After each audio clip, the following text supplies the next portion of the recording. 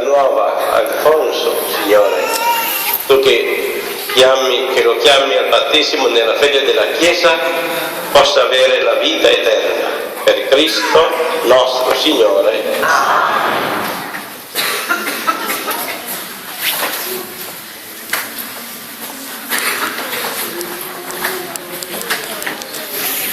Cari genitori, volete dunque che Alfonso riceva il battesimo nella fede della Chiesa che tutti insieme abbiamo professato?